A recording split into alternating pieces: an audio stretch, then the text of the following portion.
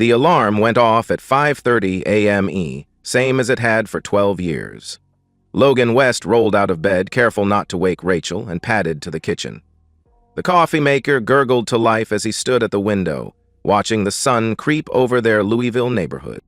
This was his favorite time of day. Quiet, peaceful, honest. In 30 minutes, he'd be at West Auto Repair, solving problems with clear solutions. "You're up early," came Rachel's voice from behind him, phone already in hand. "Same time as always, babe. Coffee's almost ready," Logan replied. Rachel scrolled through something, barely acknowledging him. "The Millers are in Cabo again. Must be nice to have money." Logan poured 2 cups, adding cream to hers. "They work hard for it." "Right, because that's the only way to make real money," Rachel said with an edge to her voice. "Some people get to travel, some people get to fix transmissions." The edge in her voice had become familiar lately. Logan handed her coffee, brushing a kiss against her temple. She didn't lean into him like she used to. "I like fixing transmissions, and we travel. Remember Gatlinburg?" Logan said. Gatlinburg, Rachel said it like a dirty word. 2 nights in a cabin that smelled like cigarettes. Meanwhile, the Millers are posting from a resort that costs more per night than you make in a week. The familiar knot formed in Logan's stomach. These conversations were happening more often, always about money, always comparing their life to someone else's highlight reel. "We had fun in Gatlinburg. Remember the moonshine tasting?" Logan tried. Rachel was already scrolling again. "I need to get ready. Department meeting, then drinks with the girls from work. Don't wait up." Logan watched her disappear down the hallway, coffee barely touched. He finished his own cup standing at the sink, looking at their small backyard. The fence needed painting. Little projects they used to tackle together, back when Rachel found satisfaction in improving their home instead of resenting its limitations. At the garage, Logan lost himself in work. Mrs. Peterson's Camry needed brake pads. Danny Rodriguez's pickup had a mysterious knock that turned out to be a loose heat shield. By noon, Logan had diagnosed 3 more jobs, his hands black with grease, his mind clear. "You eating lunch, or planning to survive on motor oil?" Mike Sutton dropped onto the stool next to Logan's workbench. They'd been friends since high school. "Just finishing the Morrison carburetor," Logan answered. Mike studied him. "Rachel still giving you grief about money?" "She's restless. Sees what other people have and wonders why we don't have the same," Logan explained. "My dad used to say the grass is always greener because it's fertilized with bullshit," Mike said. Despite his mood, Logan smiled. "Your dad was wise." "Sarah's making chili tonight. You and Rachel should come over," Mike offered. "I'll ask, but she's been working late lately," Logan replied. Logan arrived home to find Rachel modeling outfits in front of their bedroom mirror. She'd changed 3 times. He could tell by the discarded clothes on the bed. "Going somewhere special?" Logan asked. "The work thing I mentioned. Want to look professional," Rachel said. She wore a dress he'd never seen, something that hugged her curves and hit well above her knees. The price tag was still tucked inside. $180. 0 cents. "That's a nice dress." "New?" Logan inquired. "I've had it forever. You just never notice what I wear," Rachel replied dismissively. Logan was certain he'd never seen it, but let it go. "What time will you be home?" "Not sure. Could be late. Don't wait up," Rachel said. She applied lipstick, a shade darker than usual. Everything about her preparation seemed excessive for drinks with coworkers. After she left, Logan stood in their bedroom looking at the chaos of rejected outfits. A receipt had fallen from the dresser. Nordstrom, $347.82. Purchased yesterday. They'd fought about the electric bill just last week. Rachel came home after midnight, moving quietly through the house. Logan pretended to sleep as she slipped into bed, but he could smell expensive perfume, something different than what she usually wore. The next morning, she scrolled through posts from some lifestyle influencer, documenting yoga classes, shopping trips, and elaborate brunches. "Must be exhausting," Logan said, nodding toward the screen. "What?" Rachel asked. "Having your biggest worry be which spa to visit next," Logan clarified. Rachel's eyes flashed. "You think this is a joke? These women work hard for what they have. They're entrepreneurs, building brands, making something of themselves. And what are we doing? Logan asked. Rachel set down her phone with force. We are stuck in the same house, same routine, doing the same things we were doing 10 years ago. When was the last time we did anything exciting? When was the last time we went somewhere that required a passport? We've been talking about Ireland, Logan began. Talking. Always talking, never doing. You know why? Because we can't afford it. Because you're content to fix cars while the world passes us by, Rachel interrupted. The words hit like a slap. Logan set down his coffee, studying his wife's face. There was something he'd never seen before. Not just frustration, but contempt. I thought you liked our life, Logan said quietly. I did. When I was 25 and thought this was temporary. But this is it, isn't it? This is all there is, Rachel replied with finality. Logan felt something fundamental shift between them. What are you saying, Rachel? She was already gathering her things. I'm saying I need more coffee. Oh, and I'm going to that conference in Atlanta next weekend, Friday through Sunday. Logan didn't remember her mentioning any conference. How long? Just the weekend. Corporate's paying, so might be good to get away, Rachel said. After she left, Logan sat at their kitchen table, surrounded by the comfortable clutter of their shared life. Everything looked the same, but something essential had changed. For the first time in 12 years, he couldn't shake the feeling that the life he'd built was slipping away. The house felt wrong the moment Logan turned into the driveway. Rachel's car wasn't there, but something about the emptiness seemed different, more permanent. The windows looked vacant, like no one lived there anymore. Logan had endured a hell of a day. The Morrison carburetor fought him for 3 hours, and Mrs. Patterson's transmission needed a complete rebuild. He was tired, dirty, and looking forward to a cold beer and whatever leftovers Rachel had saved him. The front door was unlocked, but the silence that greeted him wasn't normal. Usually he could hear the TV or Rachel moving around. Tonight, the house felt hollow. "Rich?" he called out. No answer. Logan kicked off his work boots and headed to the refrigerator, expecting to find a wrapped plate with reheating instructions.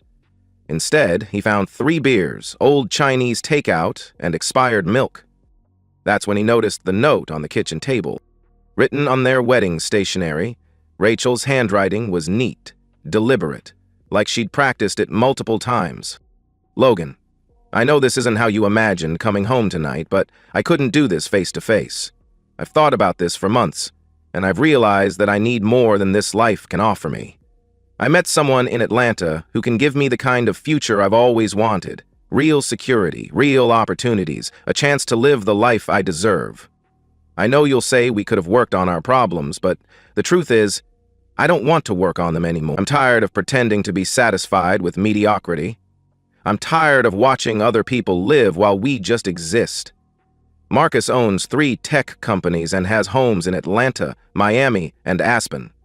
He's successful in ways you'll never be, and he wants to give me everything you can't.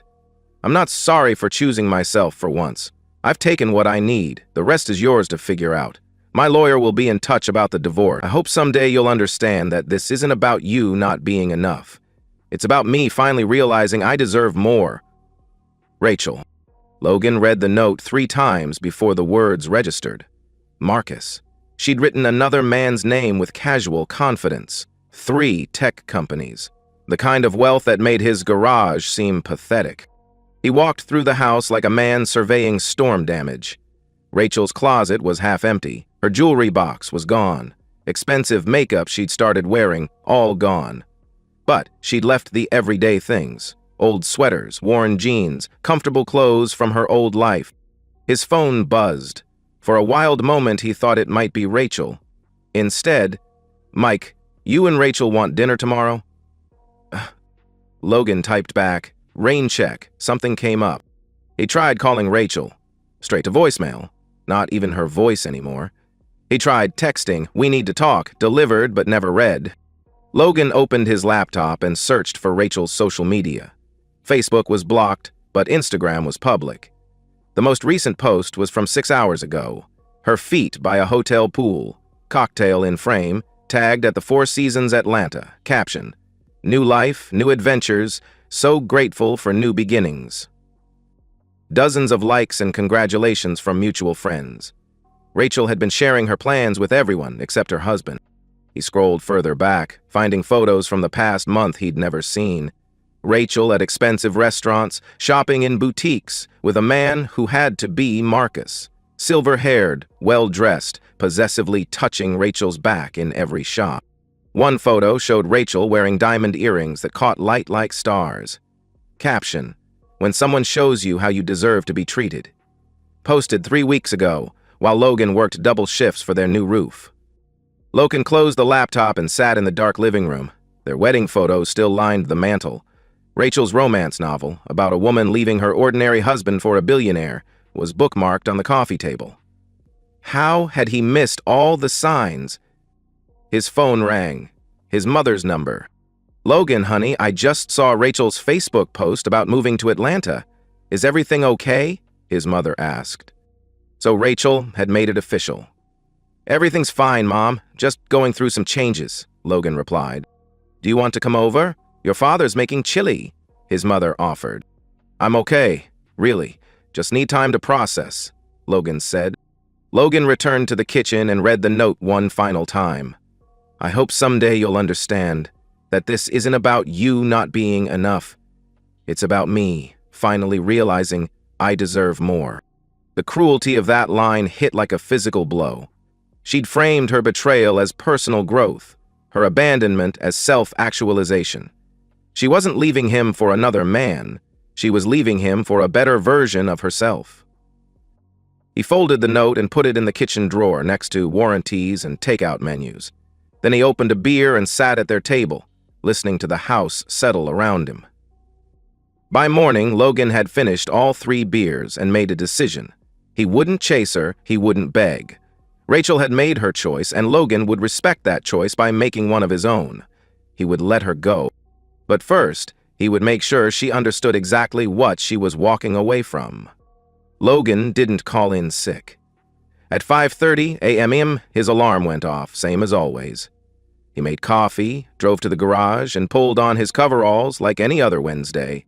Mike was organizing parts for a timing belt replacement. He looked up when Logan walked in.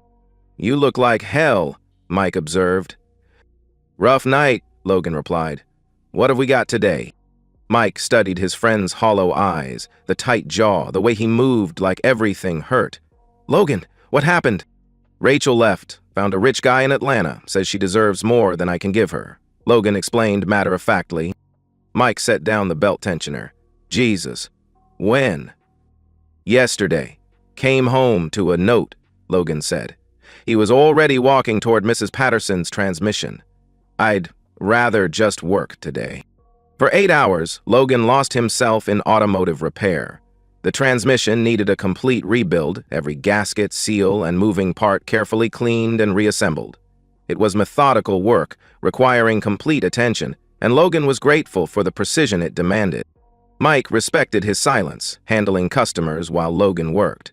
Word spread quickly. By afternoon, 3 customers had awkwardly offered sympathies, having heard through the Louisville grapevine about Logan's wife leaving with another man. "Don't know what she was thinking," said Tommy Rodriguez. "You're good people, Logan." Logan just nodded and handed over keys. What could he say? That his wife had calculated their marriage's value against a tech entrepreneur's portfolio and found their life wanting? That evening, Logan visited Janet Mills, the attorney who'd handled their house purchase. Janet was 60-something, with silver hair and a no-nonsense demeanor. "I'm sorry this is why you're here," Janet said, reviewing Rachel's note. "How do you want to proceed?" "Quickly and fairly, she can have whatever she wants. I just want it finished," Logan replied. Janet raised an eyebrow. "Logan, Kentucky is an equitable distribution state. You're entitled to half of everything." "She doesn't want any of it. She wants her rich boyfriend to take care of her now." Logan's voice was steady. "Make sure she can't come back later claiming she changed her mind." "Emotions change. People get practical when excitement wears off," Janet warned. "Draft whatever papers you need, but make them ironclad. No surprises later," Logan insisted. Over the following weeks, Logan settled into new routines. He arrived earlier, stayed later, taking jobs he'd previously referred elsewhere. Extra work meant extra money, but more importantly, less time to think about the empty house.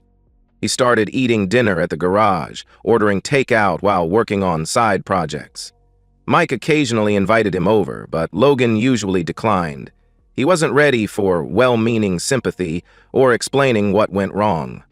Instead, he threw himself into improving the business. He researched diagnostic equipment, negotiated better parts deals, started a website with online scheduling.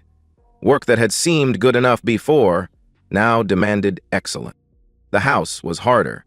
Logan kept Rachel's things in boxes, not from hope, but because disposing of 12 years felt like work requiring more emotional energy than he could spare. But he made practical changes, utilities in his name only, updated bank accounts, began refinancing the mortgage solo. 3 weeks later, Logan received communication from Rachel's attorney. A polite letter requesting divorce proceedings begin promptly, as Miss Harrison was eager to move forward with her new life situation. Professional, cordial, completely devoid of acknowledgement that a marriage was ending. Logan read it twice, then filed it with Janet Mills' paperwork. Rachel wanted speed and simplicity. She would get both. Through mutual friends, Logan occasionally heard updates. Rachel had moved into Marcus's Buckhead penthouse. She'd been seen at charity galas, exclusive restaurants. Someone's cousin spotted her at Lenox Mall, shopping with apparent disregard for price tags. "She's documenting everything on social media," Sarah mentioned when Logan finally accepted a dinner invitation. "Every expensive dinner, every designer outfit, like she's trying to prove something." Logan nodded but didn't respond. What could he say? That his wife had traded their marriage for Instagram opportunities? The hardest part wasn't loneliness. Logan had always been comfortable with solitude. The hardest part was betrayal so complete it retroactively poisoned memories. How long had Rachel been unhappy? How many conversations had been lies? But anger was a luxury he couldn't afford. Anger was just another form of attachment, another way of letting Rachel control his emotional state from 300 miles away. Instead, he focused on what he could control: work, health, future. Logan started running again, something he'd abandoned when work and marriage consumed his time. He began reading books about business, philosophy, men who'd rebuilt lives after devastating losses. He learned to cook actual meals instead of surviving on pizza. Most importantly, he began remembering who he'd been before spending 12 years trying to be enough for a woman who would never be satisfied. The man who'd started his own business at 26. The man who'd bought a house, paid his bills, kept his word. 2 months later, Logan signed divorce papers in Janet Mills's office. The process had been remarkably simple. No contested assets, no property arguments, no custody complications. Rachel got her freedom and clean slate. Logan got everything else. "How do you feel?" Janet asked. Logan considered the question. Not happy, exactly, but not devastated either. Relieved, maybe. Like a fever had finally broken. "Free," he said. "I feel free." That evening, Logan sat on his back porch with a beer, watching sunset over the neighborhood he'd lived in 7 years. The fence still needed painting, gutters still needed cleaning, but those projects no longer felt like obligations. They felt like choices. His phone buzzed with a text from his brother. "Sarah told me about the divorce. You doing okay?" Logan typed back, "Better than okay. Starting to remember who I used to be." For the first time in months, that was completely true. Logan was under the hood of a 2018 Honda Accord when familiar footsteps echoed on the garage's concrete floor. He'd been fine-tuning the throttle body for 20 minutes, completely absorbed, when something made him look up. Rachel stood in the doorway, and Logan's first thought was that she looked smaller. Thinner, yes, but also diminished in ways having nothing to do with weight. The confidence from her Instagram photos was gone, replaced by something that looked like fear. She was still beautiful, but her expensive clothes looked worn now. Designer purse showed scuff marks, and her hair needed touching up at the roots. Most telling were her eyes, hollow, desperate, darting around like she was looking for escape route. "Hello, Logan," Rachel said. Her voice was carefully modulated, like she'd practiced this conversation. Logan straightened slowly, wiping his hands on a shop rag. It was lunch break. The garage was mostly empty, except for Mike in the office and Danny working on brakes 2 bays over. "Rachel," Logan replied simply. "You look good. Healthy." Rachel tried to smile, but it came out shaky. "I like what you've done with the place." Logan glanced around the garage, which looked exactly the same. "What do you want, Rachel?" She flinched at his directness. In the past, Logan had always let her control difficult conversations' pace. Not anymore. "Can we talk? Privately?" Rachel asked. Logan nodded toward the back office. Mike looked up as they passed, his expression carefully neutral, slight shake of his head saying, "Don't do anything stupid." Rachel sat across from Logan's desk, the same desk where he'd signed divorce papers 8 months ago. She folded her hands and took a deep breath, like preparing a rehearsed speech. "I made a mistake. The biggest mistake of my life. I thought I wanted something different, needed more than what we had. But I was wrong, so completely wrong," Rachel began. Logan leaned back and waited. Rachel had always been good with words, knew how to craft arguments that made her sound reasonable and sympathetic. He was curious to see how she'd frame this narrative. "Marcus wasn't who I thought he was. He was controlling, possessive. He treated me like a trophy, not a partner. Everything had to be his way. What I wore, where I went, who I talked to," Rachel continued. She touched her left wrist unconsciously, and Logan noticed a faint yellow bruise below her sleeve. "It was hurt," Logan stated as fact, rather than asking a question. "Not at first. Everything was perfect. The lifestyle, travel, excitement. But gradually, it became clear I wasn't a girlfriend. I was an accessory. Something pretty for his arm at business dinners and charity events," Rachel explained. Rachel's voice cracked slightly, and Logan could see tears forming. A year ago, those tears would have destroyed him. Now he watched with clinical detachment, like observing weather patterns. When I told him I wanted to leave, he laughed, said I could go any time but wouldn't be taking anything with me. The clothes, jewelry, car, everything belonged to him. He said I was just another gold digger who'd gotten too comfortable," Rachel continued. She wiped her eyes, smearing mascara. "So I left, with nothing. My parents won't talk to me. They're ashamed of what I did to you, to our marriage. My friends think I'm a cautionary tale. I have no money, no job, nowhere to go." Logan absorbed this without comment. Rachel interpreted his silence as encouragement and leaned forward, voice becoming urgent. "About being with him made me realize what I'd thrown away. You never tried to control me, never made me feel like an object. You loved me for who I was, not how I looked on your arm. I know I hurt you, broke your trust. But what we had was real, Logan. 12 years of real love and partnership," Rachel said. Now she was crying openly, makeup running down her cheeks. "I know I don't deserve it, but I'm asking for another chance. I'm asking you to forgive me and let me come home. We can rebuild what we had, make it stronger. I've learned what really matters." Rachel reached across the desk, trying to take Logan's hand. "I'm still your wife, Logan. In my heart, I'm still your wife. This past year has just been a terrible mistake that I've learned from. Please tell me it's not too late." Logan looked down at her hand covering his. Her wedding ring was gone, probably sold or left behind. Her nails, once perfectly manicured, were bitten to the quick. This was Rachel stripped of all props and costumes, reduced to desperation. "You're not my wife," Logan said quietly. Rachel's face went white. "What do you mean? Of course I'm your wife." Logan opened his desk drawer and pulled out a manila envelope. He had been carrying it for months, waiting for this moment without believing it would come. He handed it to Rachel, who opened it with shaking fingers.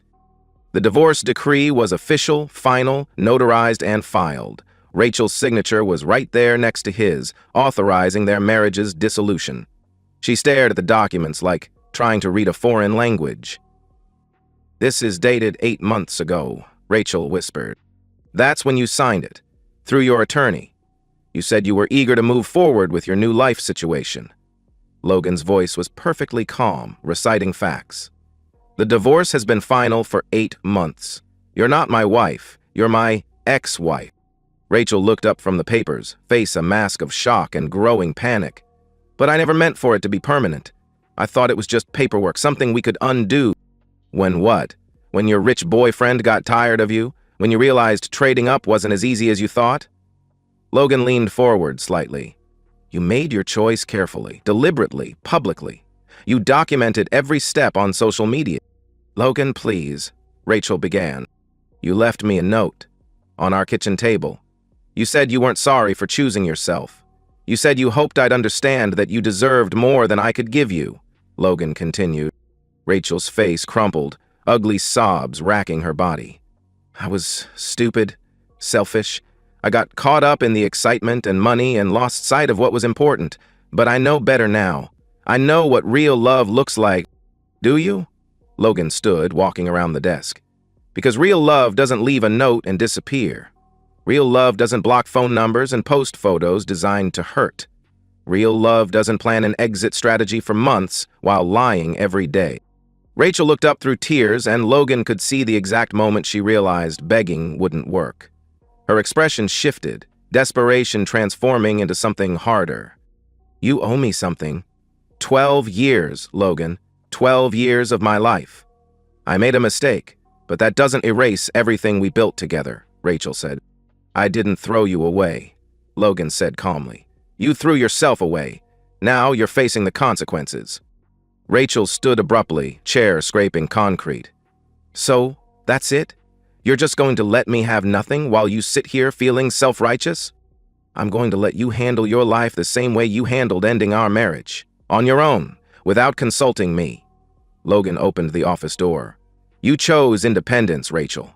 You chose to bet everything on a man you barely knew rather than work on a marriage with someone who loved you unconditionally. Now, you get to live with that independence. Rachel stared at him, cycling through emotions. Disbelief, anger, calculation. Finally, she seemed to settle on one last, desperate manipulation attempt. What about forgiveness, Logan? What about second chances? You used to believe in those things. You used to be a good man, Rachel said. I'm still a good man. Good enough to let you make your own choices and live with consequences. Good enough not to enable your belief that actions don't have permanent results, Logan replied. Rachel grabbed her purse and pushed past him toward the exit.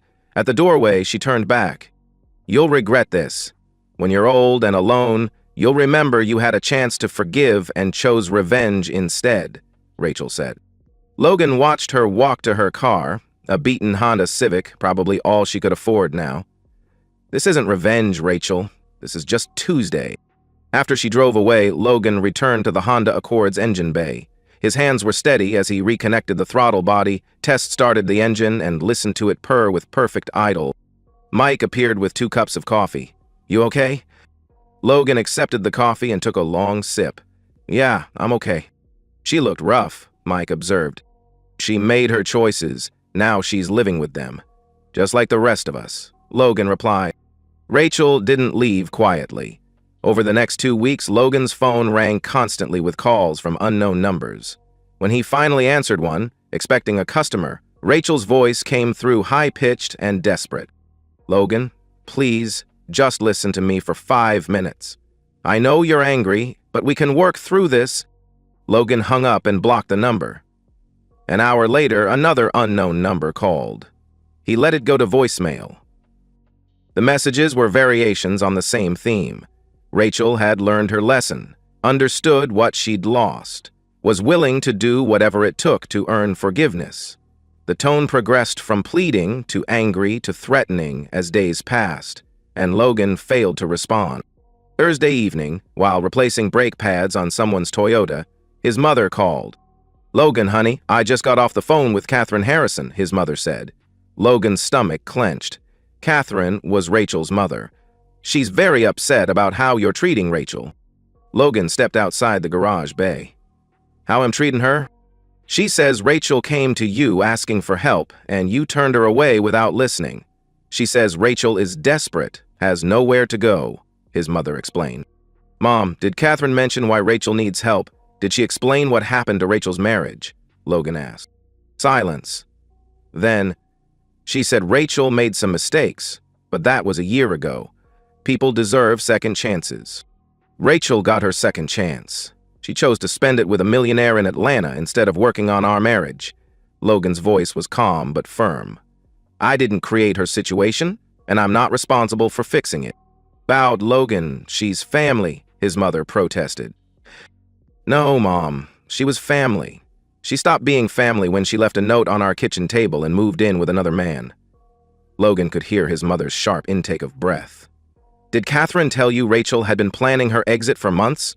That she blocked my phone number and posted photos of her new life while our divorce was being finalized? No, she didn't mention that, his mother said quietly. Rachel made her choices as a grown woman. Now she gets to live with them as a grown woman. I'm not her safety net anymore, Logan concluded. 2 days later, Rachel's father called. Logan, this is Bill Harrison. I think we need to talk, came Bill's direct voice. Bill had always been direct, a trait Logan had respected. He was a retired construction foreman who valued hard work and straight dealing. Hello, Bill, Logan replied. Catherine tells me you refused to help Rachel when she came for assistance. That doesn't sound like the man I know, Bill said. Bill, what exactly did Rachel tell you about why she needs help? Logan asked. She said she made mistakes in her marriage to that fellow in Atlanta, said he turned out different than she thought. She's trying to get back on her feet, Bill explained. Did she mention how our marriage ended? Logan pressed. Silence. Then, she said you two grew apart. Problems on both sides. Logan felt anger at Rachel's revisionist history but kept his voice level. Bill, Rachel didn't just leave me, she planned her exit for months while lying to my face every day. She left me a note saying she deserved better than I could provide. She moved in with another man and posted photos of their life together while our divorce was being finalized. The silence stretched longer. Finally, Logan, I didn't know all that. I didn't badmouth her to anyone, Bill. I handled our divorce quietly and moved on. But I'm not going to rescue her from the consequences of her own choices, Logan said. Bill's voice was quieter. She's our daughter, Logan. Whatever she did, she's still our little girl. I understand that, and I don't wish her harm, but she's not my responsibility anymore. She made that very clear when she left, Logan replied. The following Monday, Logan arrived at the garage to find Rachel's car parked outside. She sat on the hood, still wearing expensive clothes that now looked shabby, makeup carefully applied to hide crying. We need to talk, Rachel said as Logan approached. No, we don't. Logan unlocked the garage bay and began raising the door. Logan, I know you think I deserve this, but I'm going to be homeless. Literally homeless. Is that what you want? Rachel asked. Logan turned to face her, and for a moment, he saw the woman he'd married. Not the calculating stranger who'd left, but the scared young woman who'd once shared his dreams. What I want is for you to take responsibility for your choices. You're not homeless because of anything I did. You're homeless because you bet everything on a man you barely knew and lost, Logan said. But you could help me. Let me stay in the house until I get back on my feet. Loan me money for an apartment, Rachel suggested.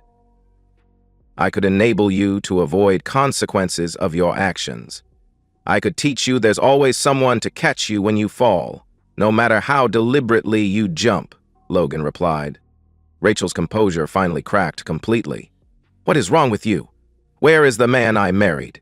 The man who believed in forgiveness and second chances. Learned that some bridges, once burned, can't be rebuilt.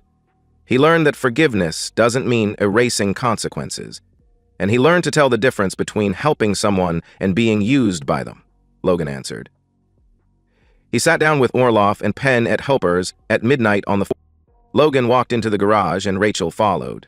Fine, she said, her voice taking on a harder edge. If you won't help voluntarily, maybe I need to explore other options. Maybe I need to talk to a lawyer about what I'm entitled to from our marriage. Logan stopped working and looked at her with something approaching pity. Rachel, you already talked to a lawyer. 8 months ago. You signed away any claim to anything from our marriage in exchange for a quick, clean divorce. Without I was under duress. I wasn't thinking clearly. A judge might see it differently, Rachel countered. You were under duress from your eagerness to start your new life with your wealthy boyfriend. Logan pulled out his phone and scrolled through photos until he found what he was looking for. Here's your Instagram post from the day you signed the papers. Officially single and ready for my new adventure. So grateful for fresh starts. Rachel stared at the phone screen, her face going pale. You documented your happiness about ending our marriage, Rachel. You celebrated it publicly. You can't undo that now just because your adventure didn't work out, Logan said. Rachel stood in the middle of his garage, surrounded by the honest work that had defined Logan's life while she was chasing fantasy, and Logan could see the exact moment she realized her situation was truly hopeless. No legal recourse, no emotional manipulation, no social pressure would change the fundamental fact that she had destroyed her safety net. I hope you're happy, she said finally, voice thick with tears and rage. I hope this revenge feels good. This isn't revenge, Logan replied, returning to his work. Revenge would be me actively trying to hurt you.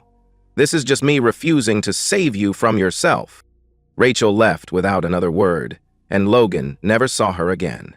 Through mutual friends, he eventually heard she'd moved back to Ohio to live with a cousin, found work at a department store, and was slowly rebuilding her life from nothing.